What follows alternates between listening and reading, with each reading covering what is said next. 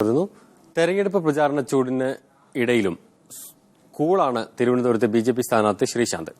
തെരഞ്ഞെടുപ്പ് പ്രവർത്തനങ്ങളോട് താൽക്കാലികമായി പാക്കപ്പ് പറഞ്ഞ് സിനിമാ അഭിനയത്തിലാണ് ശ്രീശാന്ത് ഇപ്പോൾ.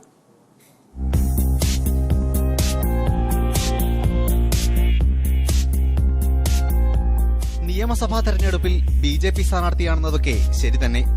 എങ്കിലും തെരഞ്ഞെടുപ്പ് പ്രചാരണം കട്ട് ചെയ്ത് സിനിമാഭിനയത്തിനോട് ആക്ഷൻ പറഞ്ഞിരിക്കുകയാണ് ശ്രീശാന്ത്.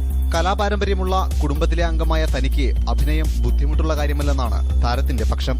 എന്റെ അച്ഛൻ കുറെ നാടകങ്ങളിൽ അഭിനയിച്ചിട്ടുണ്ട്, 2-3 സിനിമയിൽ അഭിനയിച്ചിട്ടുണ്ട്. പണ്ടത്തെ ആന, വാരിക്കുഴി എന്നൊക്കെ പറഞ്ഞ് പഴയ പടങ്ങൾ.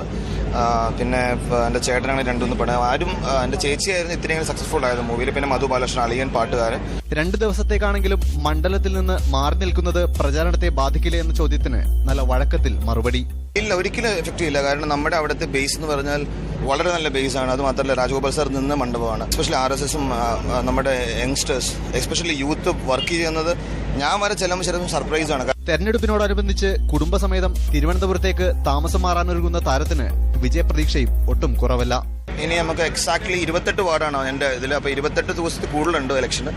എല്ലാ വാർഡിലും ഓരോ ദിവസം ഞാൻ ചെലവാക്കുന്നുണ്ട്. അപ്പോൾ ആരും ഞാൻ മിസ് ചെയ്യാൻ പോകുന്നില്ല. ടീം ഫൈസ് എന്ന് പേരിട്ടിരിക്കുന്ന സിനിമയിൽ നിക്കി കൽറാണിയാണ് ശ്രീശാന്തിന്റെ നായിക. ബൈക്ക് റൈഡർമാരുടെ കഥയാണ് ചിത്രം പറയുന്നത്. മലയാളത്തിൽ ശ്രീശാന്തിന്റെ അരങ്ങേറ്റ ചിത്രം കൂടിയാണിത്. അബ്ദുൽ മനാസ്, മീഡിയ 1 കൊച്ചി.